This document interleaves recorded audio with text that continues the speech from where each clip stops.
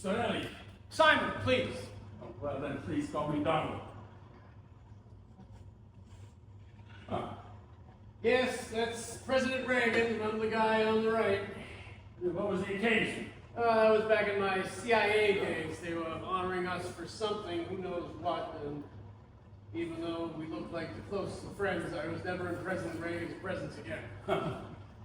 So, I understand you're interested in retaining our security services for your company?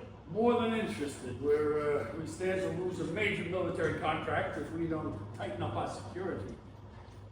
Incidentally, unless I'm mistaken, these look like the hookups for a lie detector. Is that right? And does the polygraph, still useful as far as the Department of Defense is concerned? Absolutely. Even though the Supreme Court does not allow polygraph test results as courtroom evidence, that doesn't mean it can't be a useful tool, particularly for employment screening. May I demonstrate by what we call the blind numbers test? Of course. Sure. Please write down a number between 1 and 5. I'll get you set up here. This device will monitor your heart rate during the test.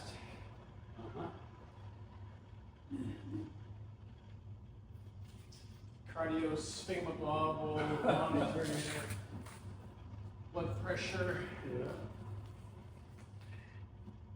And the galvanograph will track any changes in sweat glands and skin activity.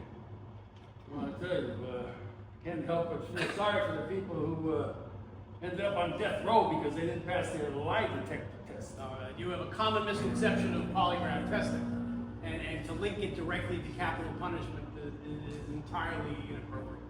Still, can't possibly have helped your case if your response to one of the questions causes the arrow to shoot off the charts. You've watched too many episodes of Law and Order.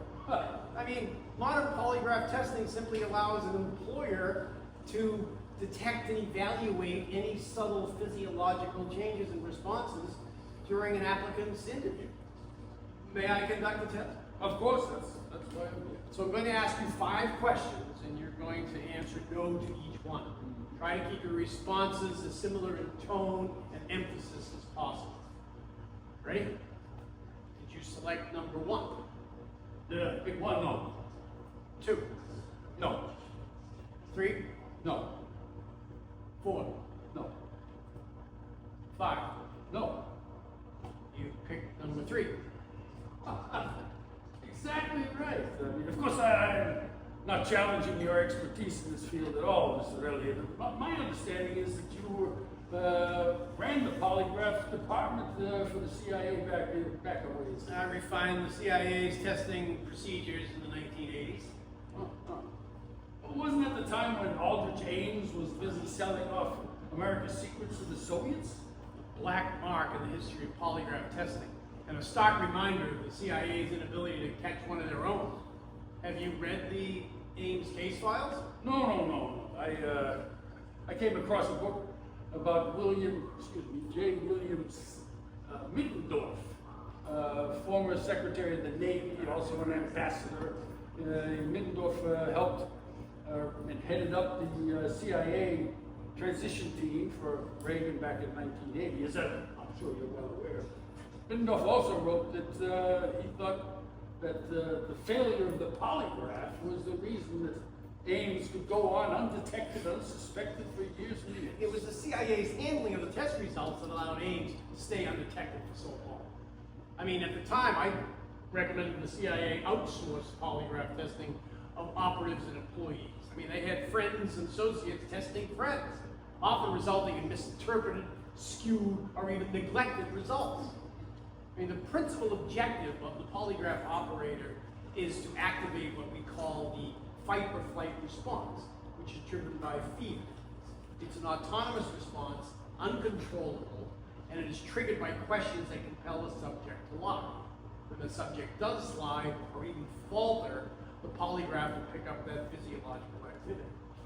Thereby providing HR personnel an assessment of an applicant's reliability, his honesty, his character. Very interesting. Tell me, how does the polygraph manage to distinguish among various kinds of truth. We don't get into the philosophical definition of truth. I mean, how the Bible and Buddha define truth are of no interest to us. But still, there are things what we call subjective truths based on an individual's own personal experience, his teachings, his learning, his schooling, religion. I mean, surely one truth for one person isn't necessarily a truth for someone else. Wouldn't that, offer some kind of skewing or misalignment as far as responses are concerned? You're here to consider a security program that meets DoD guidelines. I suggest we concentrate on that. You're right, sorry. So the DoD and obviously your own HR people are primarily interested in assessing the truthfulness of an applicant's response to employment history questions, military questions, illegal or immoral activities. I guess the best way to illustrate our procedure is to conduct a sample test. And I'll start by asking you some baseline questions. Of course, go right ahead. Okay? So, start with your full name. Raymond, Donald Stanton Fines. Date of birth. July 9th, 1950. Occupation. Manufacturer. Marital status. Widow. Children. None. Now a few questions of interest to the Department of Defense. Have you ever served in the armed forces? Yes. Have you ever been absent without leave? No. Have you ever court-martialed? No, sir. Moving on to employment history. Have you ever been fired from a job? Yes, I have to admit I was. When I was a kid, I was a soda jerk, and I got fired by my boss for giving my girlfriend a free soda. Have you ever lied to an employer? Sadly, yes again. When I was in college, I had a girlfriend who was my boss. Unfortunately, I was not always honest with her. So, That will address any immoral or illegal activities you may have participated in. Have you ever committed an indecent exposure or had the urge to do so? that's two questions. The first one is no. The second one I would have to say yes. Have you ever paid for sex with a prostitute? No, when I was in college, it was free love days, so we're giving it away. Have you ever forced someone to have sex with you? Never forced, strongly suggested, but not with force. Have you ever possessed or produced child pornography or accessed it on the internet? No. Have you ever been convicted of a felony? No. Have you been arrested? No, sir. Have you ever illegally purchased any drugs or weapons? No, sir. Have you ever used heroin, LSD, or cocaine? No. And lastly, your credit history and any evidence of financial problems or irregularities. Have you ever declared bankruptcy? No, sir. Have you ever had anything repossessed? Once again, when I was in college, I quit my part-time job, and my uncle took back the 15-year-old jalopy he had given me, and my mother never spoke to him again. A simple Sorry, yes or no. sorry, yes. Are you in litigation concerning any debts or financial dealings? No, sir. I think this will suffice for our purposes. Just give me a Well, moment. take your time. Well, these good-looking young men over here. My sons, Bill and Reggie. Huh. You said you had no children. Yes, I did make that statement. I don't understand. Your responses indicate a high rate of deception, Mr. As well they should. I lied about practically everything, including my name, my employment, my marital status, and I did have a son who is no longer with us. I think you've wasted enough of my time here today. I want you to leave. No, I'm sorry. We haven't even begun to address my reason for being here. Which is what? Please, sit, Mr. Rhodes. My real name is Raymond Spears, all right? I'm a retired college professor. My wife is alive, but she is suffering from terrible dementia, and I'm afraid I must take up a little bit more of your time. Absolutely not, sir.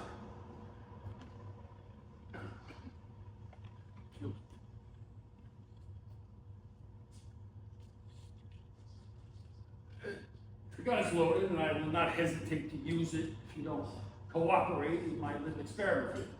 You're insane. That may very well be all the more reason for you to indulge me in my whims. First, a little bit about your own relevant history. During the 1980s and 1990s, you helped the CIA compile a terrorist watch list. That list contained all 19 names of the terrorists who went on to commit the 9/11 terrorist attacks. Had you shared those names with the FBI, they would likely have been stopped at the border when they came in for their pilot training and arrested. Instead, they went on to commit one of the most heinous crimes, killing nearly 2,000 Americans on that beautiful September day at the World Trade Center and elsewhere. Why did you not share that list with the FBI? That decision was above my pay grade. According to Rodney Harris, you deliberately withheld that list. What do you know of Harris? I know he was your counterpart in the FBI, and I spoke with him before he died.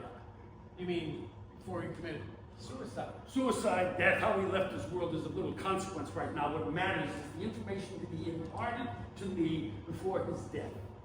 What information? That the two of you essentially were industrial competitors who refused to share or communicate top secret information, life-saving information that led to 9/11. And for years following that terrible day, you continued to absolve yourselves, both of you, both personally and professionally, from the American tragedy that occurred that day, that you helped bring about. Why are you so fixated on things that happened 15 years ago? My son worked as a stockbroker on the 75th floor. He didn't have a chance. Sorry about the death of your son, but to hold me responsible is unreasonable. Well, my son's murder and this gun both informs and enforces my determination of who is responsible for what. Are you going to shoot me? Only if you refuse to take my little test. What test? 14 years ago, all of your expertise and your spy game technology didn't help my son a goddamn bit. Well, today, we're going to find out if your ability to decipher all those polygraph inadmissible algorithms correctly enough to save your own life.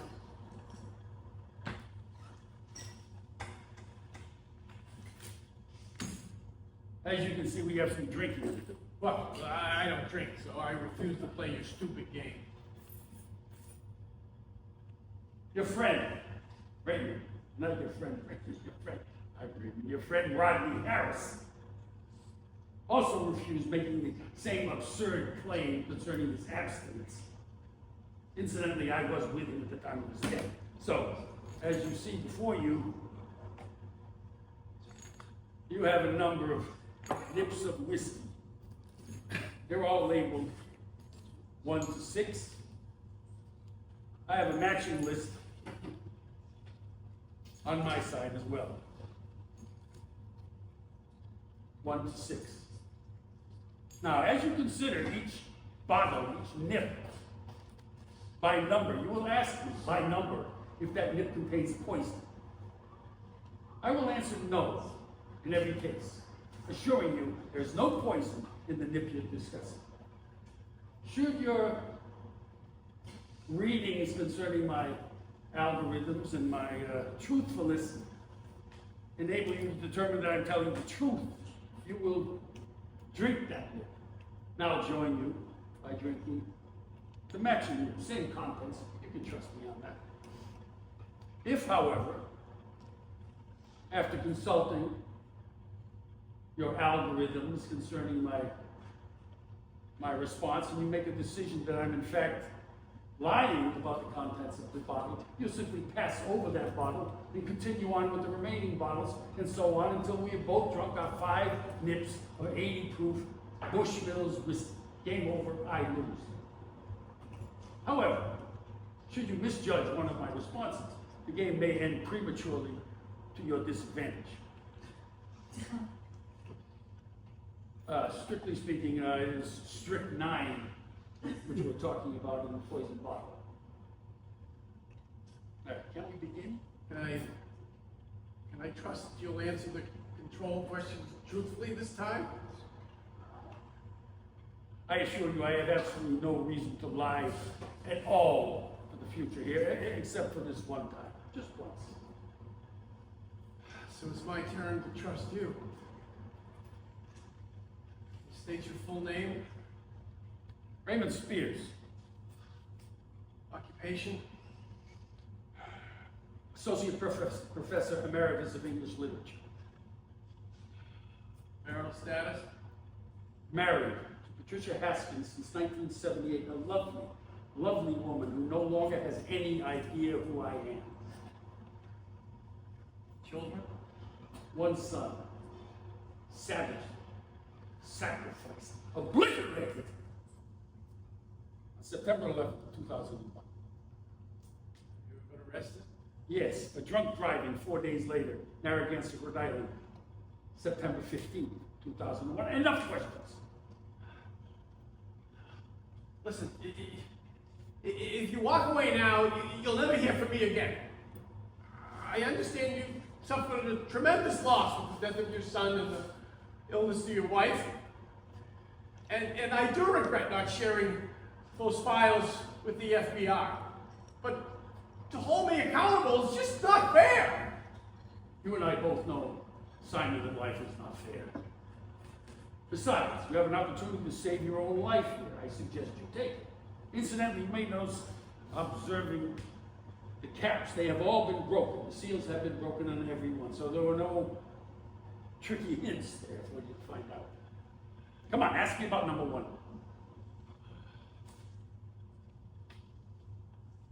Is there poison in this shot? No, sir, no poison in number one.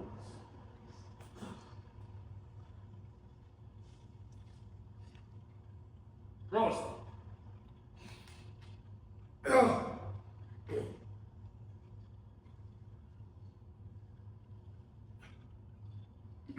Continue on, number two. Is there poison in number two? No, there's no poison in number two.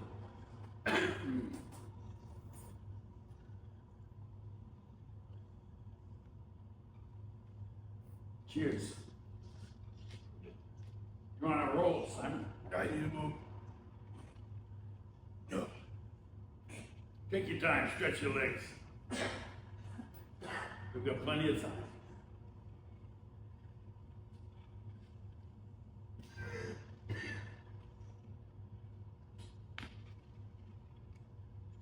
Come on, back to the bar. Listen, the offer is still on the table. Walk out now and you'll never hear from me again. Can't do that, Simon. Besides, your equipment seems to be working beautifully.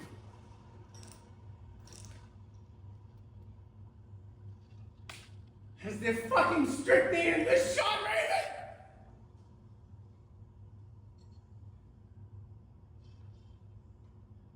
Fuck knows.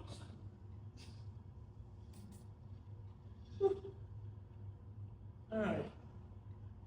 Fine. Spears, allegedly. You think you're no fucking Alder James. Never pretended to be. I'm skipping 3. Going to 4.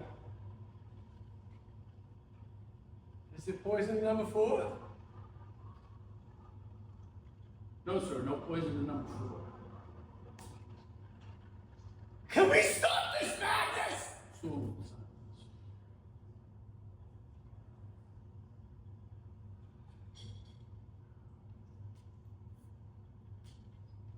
Ugh.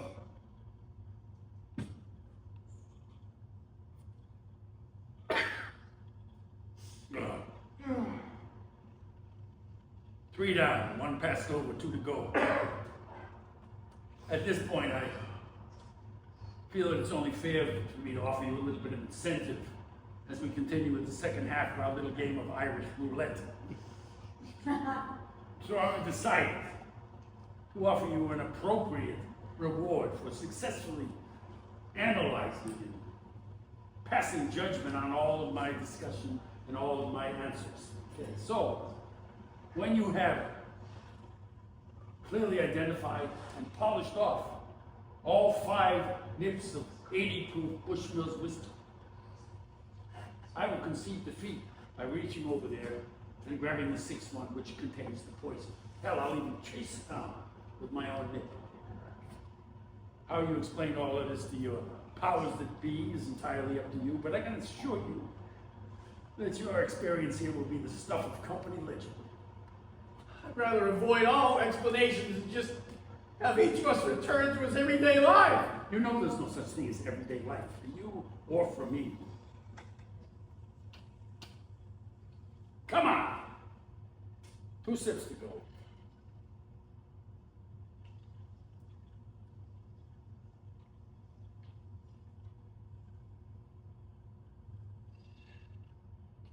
It wouldn't make sense to put poison in the last shot, would it? So it is number 3. Is it? So there's no poison in number 6, is there?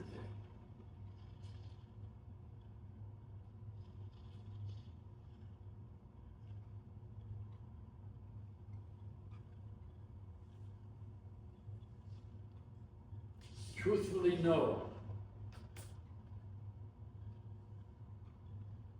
Well, fuck you, Spears!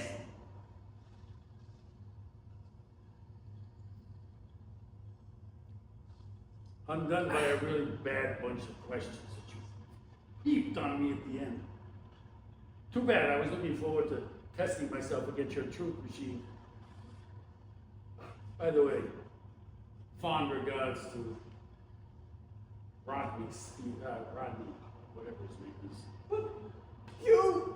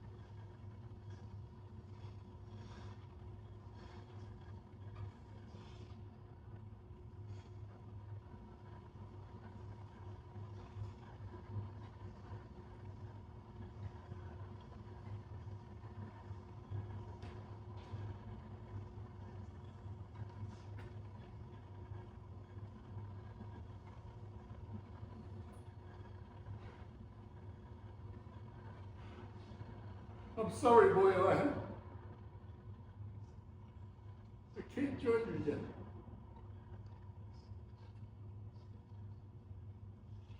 Your mom. I still need her.